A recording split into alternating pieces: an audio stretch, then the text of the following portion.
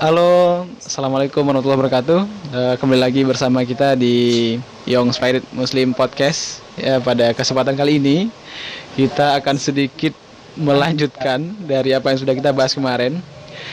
Yang mana kemarin itu kita membahas tentang masalah jual beli yang dilarang dalam Islam. Ya, dan bisa kita ingat kembali ya, karena ada beberapa hal yang menjadi acuan kita bagaimana jual beli itu sebenarnya, terutama yang dilarang dalam Islam. Untuk kesempatan kali ini kita akan sedikit melanjutkan ya, Mak ya. Ya. Tapi sebelumnya gimana kabarnya nih? Alhamdulillah sehat. Sehat. Oke. Iya, semuanya sehat ya, tetap semangat dan aktivitasnya mudah-mudahan lancar. Amin. Karena kita tahu juga profesi Bang Iksan adalah sebagai dosen ya di salah satu universitas yang ada di Padang.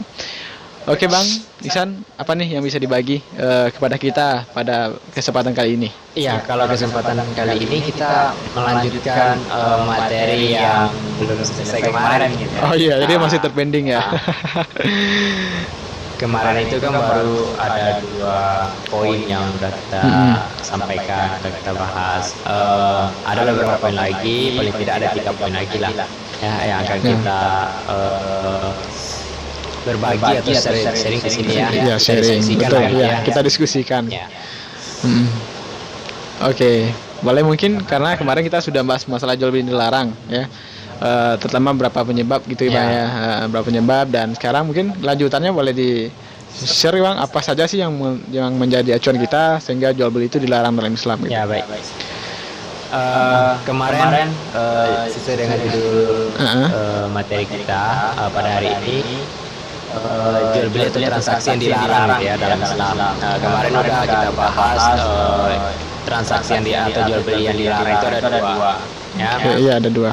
Dilarang atau haram karena zatnya betul. seperti menjual narkoba, alkohol, khamar gitu ya, yang memabukkan dan lain-lain yang tadi dijelaskan dalam Al-Qur'an ya, bangkai babi ya. Ada yang kedua, haram karena transaksinya ya, dilarang karena transaksinya, dan karena transaksinya ini ada beberapa ya penyebabnya. Yang pertama itu karena adanya tadlis atau tipu-tipuan, dia jual beli tapi menipu. Kemarin udah kita sampaikan ada 4 ya, tadlis dalam segi kualitas, kuantitas, harga dan penyerahan ya. Yang kedua itu ada gharar. Iya, betul. Ketidakpastian. Itu juga ada 4 ya, kualitas, kuantitas, harga dan penyerahan. Iya, betul. Dan yang sekarang yang ketiga. Oke, ini mungkin lebih menarik lagi ya. Kemarin kita sudah bahas 2, mungkin hari ini kita bahas lagi lah, apa sih kira-kira yang menjadi acuan kita untuk jual beli ini. Ya, jual beli atau transaksi yang dilarang Islam itu di samping adanya tadlis, gharar, dan yang ketiga itu ada namanya bai najas. Ya. Bai najas ini dia menipu juga ya, sama dengan tadlis, tipuan juga. Namun bedanya di sini, kalau tadlis itu menipunya sendiri. Tadlis itu menipunya sendiri. Tapi kalau bai najas ini dia menipu berkelompok gitu, atau ada timnya gitu, dia bekerja sama. Contohnya misalnya Pak Ijul ya, punya atau berjualan sebuah produk, kita anggap saja buah-buahan gitu ya. Nah, Pak Ijul di sini punya teman, kisaran misalnya berapa lah, 3 atau 5 orang gitu ya. Nah, teman-teman Pak Ijul ini dia ikut menawar barang Pak Ijul ya, dengan harga yang tinggi, dengan memuji barang Pak Ijul seolah-olah mau beli, padahal dia nggak mau beli. Dia tujuannya untuk mengikat atau menarik pembeli lain supaya tertarik dengan barang yang Pak Ijul jual. Iya. Ya, jadi teman Pak Ijul ini fungsinya itu dia menawar dengan harga tinggi ya, memuji barang Pak Ijul. Tujuannya itu supaya menarik pelanggan lain. Iya, betul. Padahal dia nggak mau beli itu. Teman Pak Ijul nggak mau beli. Berarti kayak skenario gitu ya? Dia berskenario, dia kerja sama gitu. Ya, dia melariskan barang-barangnya. Betul. Ini nggak boleh. Ya, karena nanti kan ada zalimi juga. Iya, dia membeli kan dengan harga tinggi, nanti dia beli padahal barangnya itu sama aja dengan pasar dengan barang-barang lain. Jadi tapi dilebih-lebihkan, dilebih-lebihkan nanti yang di baik. dalam promosi. Tapi di sini beda dengan di situ, dia di sini berkelompok bekerja sama. Kalau tadi hanya sendirian. Iya, betul. Sendirian ya. Itu yang ketiga ya Bay Najas. Yang keempat ada namanya ikhtikar. Apa tuh, Bang? Ikhtikar ini kalau secara kesimpulan itu menimbun barang ya. Namun kalau dari segi pengertian luasnya, ketika barang ini harganya normal, ya, si pedagang ini membeli barang itu dengan jumlah yang banyak, ya, supaya barang ini langka di pasaran, ya. Lalu barang yang dia beli ini disimpan, ditimbun gitu ya. Anggap saja seperti mau lebaran. Iya, mau betul. lebaran itu. Misalnya kita anggaplah minyak tanah gitu ya. Minyak tanah. Kalau si pedagang ini ketika harga minyak tanah ini harganya normal, dia membeli dalam jumlah banyak. Ya. Pada saat itu dia tidak jual. Namun barang ini disimpannya. Nah, ketika barang-barang minyak tanah ini ya di pasaran mulai langka, dia ini belum mengeluarkan barang yang disimpan ini, belum masih ada di stok ya. Dia menjual hanya dalam jumlah sedikit gitu. Namun ketika barang itu langka, ini berlaku hukum ekonomi ya. Apabila stok barang yang ada terbatas, otomatis harga naik. Itu kan hukum ekonomi ya. Iya, betul. Nah, di saat itu dia baru keluarkan barangnya, minyak tanah itu dikeluarkan dengan dijualnya dengan harga yang fantastis, yang lebih tinggi ya. tinggi, Karena gitu. otomatis barang itu langka di pasaran, dan dia hanya yang punya stok, tentu dinaikkan ya. Jual dengan yang harga yang tinggi. disimpan itu dengan harga yang tinggi. Oke. Nah, di mana kesalahannya? Di sini kan ketika harga normal, ini pedagang ini udah semua, sehingga pelanggan-pelanggan yang lain atau masyarakat yang lain tidak mendapatkan barang itu. Oh iya, betul. Ya, tidak mendapatkan barang itu. Dia udah borong semua. Lalu Lalu disimpan, bukan dijualnya, disimpan. Ya. Pas kondisi normal ya disimpan. Dalam kondisi normal disimpan. Namun ketika barang itu udah langka, perlu dikeluarkan dijual dengan harga tinggi. Ini kan menzolimi. Otomatis orang pasti akan beli karena kebutuhan tadi ya, Bang. Kebutuhan. Harus Ya, betul. beli. Iya. Ya kan? Soalnya dia punya stok barang. Stok barang. Nah, ini nggak boleh. Nggak boleh ya? Itu barang kebutuhan pokok lagi kan. Nah, itu yang berapa tadi itu? Yang keempat ya. Iya, keempat. Yang keempat. Dan yang kelima ada namanya maisir atau judi. Oh, judi. Iya. Judi ini kalau dari segi pengertian ya, judi itu sebuah permainan di mana salah satu pihak menanggung pihak lain akibat dari hasil permainan tersebut. Oke, contohnya gimana? Contohnya seperti ini. Ibarat contohnya itu kita main futsal lah. Oke. Yang kalah bayar lapangan. Oh iya. Itu judi. Oh, itu judi ya, masuk judi. Kembali ke pengertiannya, sebuah permainan di mana salah satu pihak menanggung beban pihak lain akibat dari hasil permainan tersebut. Iya. Jadi ini banyak sekarang ya. Seperti main futsal tadi atau main tangkis yang kalah bayar gitu ya. Itu nggak boleh. Itu judi. Dia taruhan. Seperti kita menonton Manchester City lawan Real Madrid gitu ya.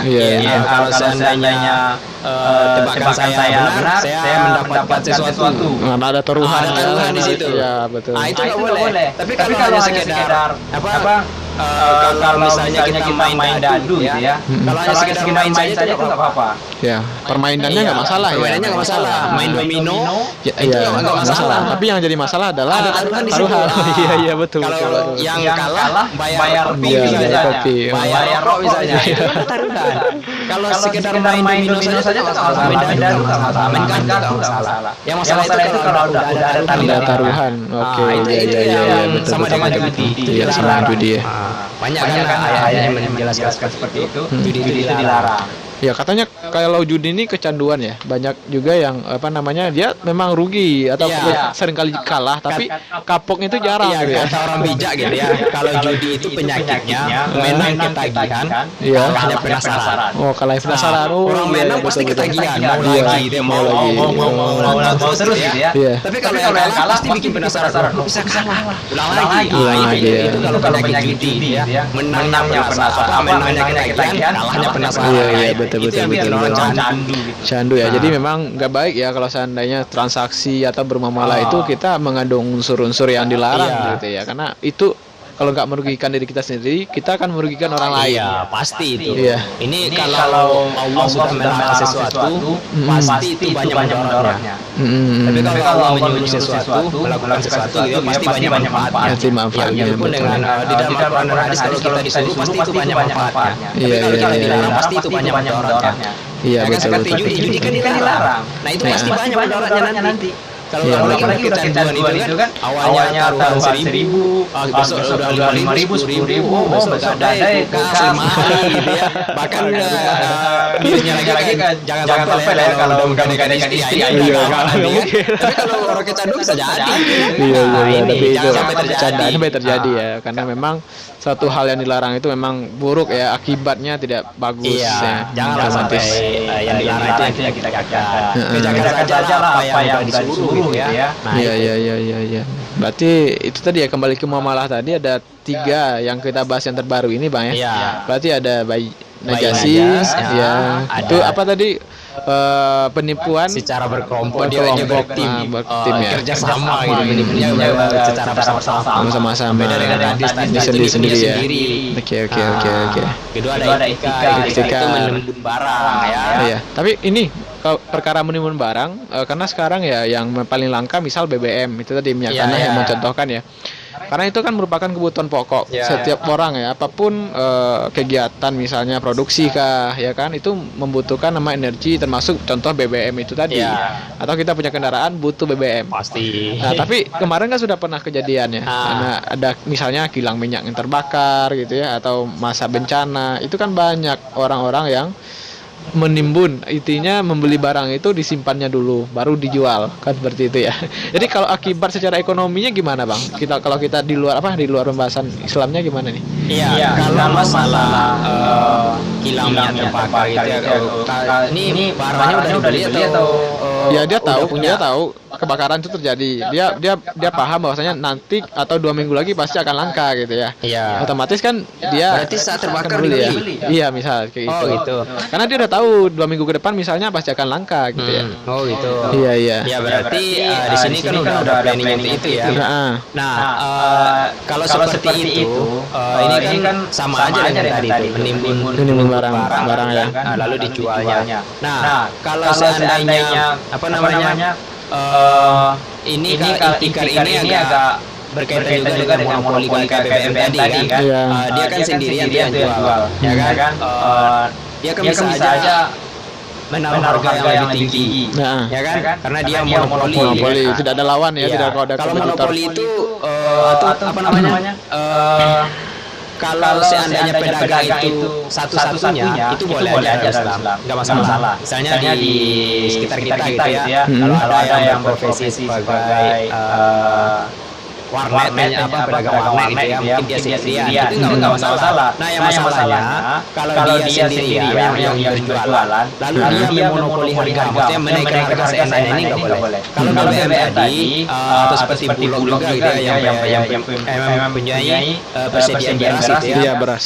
Nah, di sini si pihak monopoli atau seperti Pertamina atau Bulog gitu ya, dia nggak bisa seenaknya menaikkan harga.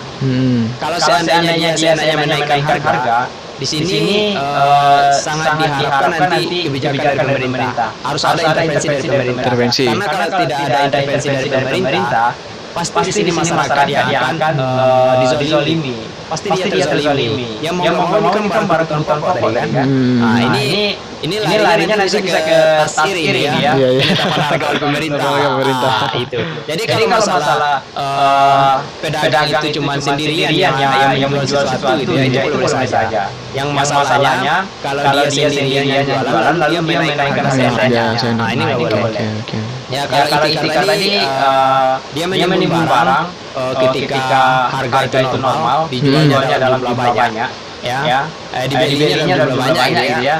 Di sini kan masyarakat nanti kesusahan mencari barang tersebut karena kan dibeli dalam jumlah banyak ya kan. Nah dalam saat kesusahan itu orang kan butuh barang nggak ada langka pasaran baru dijual dengan harga yang fantastis. Iya, ada satu contoh lagi ya.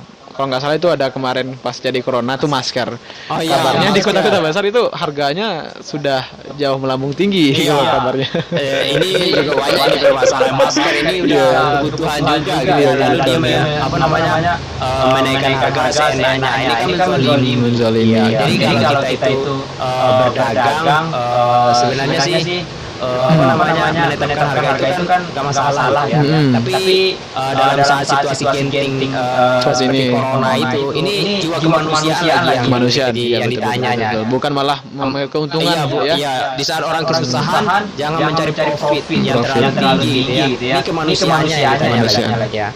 Kalau dia memanfaatkan situasi seperti itu kan orang semakin terdesak nantinya kan. Iya, betul. Bebani semakin terbebani nantinya. Kan udah corona yang meresahkan gitu ya. Karena harga udah tinggi, main seenaknya, main harga kan semakin zalimi. Jadi kemanusiaannya katanya lagi ya. Seperti itu ya. Ini kan masker dan sanitizer kan. Iya, mahal sekarang ya. Karena apapun itu memang kita nggak boleh untuk menimbun barang karena tujuannya untuk supaya dapat untung lebih besar ya itu nggak boleh. Iya, yang menyebabkan ya kebutuhan kita ya. Apapun jenis barangnya ya berarti. Iya, ini prioritas kebutuhan pokok. Jadi seperti tadi tanah atau BBM seperti apa lagi kalau beras ini nggak mungkin biasanya banyak petani kalau di daerah kota bisa jadi kalau adanya petani gitu ya masalah beras. Tapi ini lebih ke ini kebutuhan kalau kita di sini kan seperti tanah itu ya tanah BBM ya. Oke, kemudian yang ketiga tadi maisir ya atau judi Pak ya? Iya, maisir itu sama dengan judi. Judi itu permainan di mana salah satu pihak menanggung pihak lain permainan tadi ya. Di sini ada lagi contohnya. Oke, apa tuh? Seperti ini. Sekarang kan banyak ini misalnya gitu ya. Itu peserta membayar insert ya kan. Lalu hadiahnya di sini ada dua macam hadiah. Kalau hadiah untuk pemenang dari salkap ini diambil dari insert. Ini sama dengan judi ya. Karena ini ada taruhan yang setiap pemain kan membayar insert ditaruhkannya gitu ya. Lalu hadiah diambil dari insert. Berarti dia sama dengan taruhan. Ini sama dengan beda nanti dengan apabila hadiah ini diambil dari sponsor gitu ya. Ya, dana lain yang selain insert. Ya, selain dari insert itu boleh saja. Yang bermasalah itu kalau hadiah ini diambil dari insert. Ini kan apalagi mau 17 Agustusan gitu ya. Ini kan misalnya ada perlombaan peserta dia harus membayar itu nggak apa-apa peserta disuruh bayar ya. Tapi uang ini jangan digunakan untuk membeli hadiah. Boleh nanti uang ini diputar untuk membeli operasionalnya ya. Membeli misalnya kalau banyak pinau ya untuk batang pinangnya gitu ya. Pokoknya untuk membeli alat yang bukan sifatnya untuk taruhan, jangan hadiah tadi ya. Dijadikan itu sebagai hadiah. Iya. Kalau hadiah diambil dari insert itu sama dengan taruhan judi. Sama dengan judi. Allahu a'lam.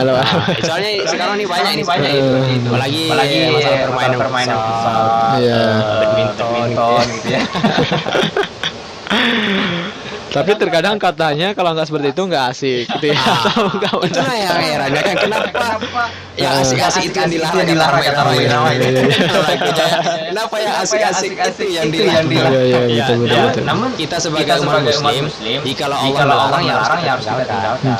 Seperti yang kita sampaikan di awal, Pak ya, bermuamalah itu boleh sampai ketika ada dalil Ya hukum asalnya muamalah. Iya, betul. Kita kembali kepada hukum asal muamalah. Iya. Semua bentuk muamalah itu dibolehkan sampai ada dalil.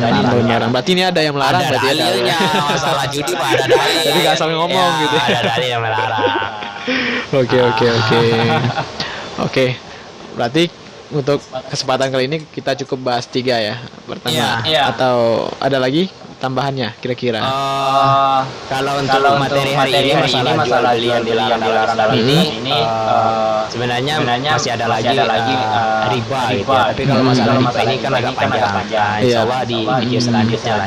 Selanjutnya ya. Masalah riba ini memang apa namanya krusial krusial pembahasannya sekali ini. Soalnya udah marah gitu apalagi Iya, masalah TNI. pinjam utang piutang gitu ya. Ini masalahnya panjang sekali. Jadi mungkin di video selanjutnya. Iya, betul. Terkadang mungkin apa yang kita lakukan ya, apa kita sadari. Karena kan kata Nabi pernah dalam sebuah hadis itu ya, manusia itu berusaha untuk menghindari riba tapi dia tidak bisa. Dia pasti kena dunia riba.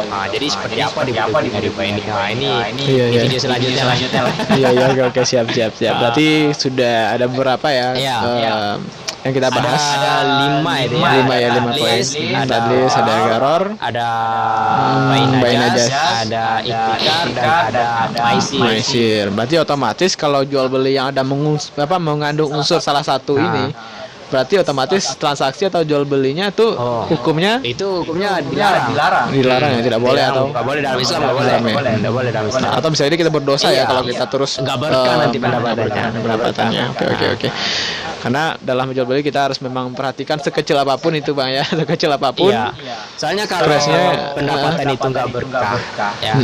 Ini kan namanya sesuatu yang dilarang kita kerjakan berarti kan haram gitu ya. Iya. Kalau dalam sebuah hadis juga apabila darah yang mengalir dalam tubuh kita ini, daging yang tumbuh dalam tubuh kita ini berasal dari harta haram, maka kita itu berhak masuk ke dalam neraka. Berhak masuk ke neraka. Berarti udah memenuhi ya kriteria itu. Jangan kata berhak dong. Atau ya berhak itu masuk surga lah. Kalau bisa yakin ya, jangan masuk neraka ya. Makanya kita harus menyampaikan ini supaya kita terhindar dari hal-hal yang seperti itu ya. Jadi kita itu mencari rezeki ya utamakan keberkahannya. Jadi jangan hanya fokus kepada nominal. Betul. Jangan hanya terfokus kepada nominal, tapi fokuslah kepada keberkahannya. Biarlah banyak asal berkah. Apalagi ya kita mungkin sudah ada yang berkeluarga, anak kita nggak mungkin kita kasih keluarga itu pendapatan atau nafkah dari harta yang tidak halal. Ini nanti masalah harta haram ini ya. Besok akan kita bahas di next episode gitu ya. Ini lebih menarik lagi.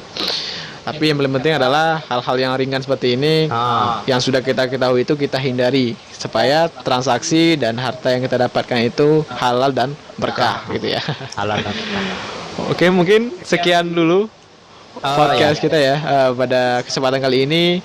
Di next episode kita akan lebih bahas yang lebih menarik ya. Selama beraktivitas kembali bagi teman-teman semuanya. Masuk Bang Isan nanti kalau mau bertugas sebagai dosen gitu ya. Tetap menyampaikan tentang ekonomi syariah. Ya, kita luar biasa. Kita harus siap siaga dalam pendidikan ekonomi Islam ini. Oke, siap. Ekonomi bisa ya. Oke, baik. Saya Jul Fikri dan saya Bang Ainul Ihsan. Ya, kami mohon undur diri. Wabillahi taufiq wal hidayah. Assalamualaikum warahmatullahi wabarakatuh.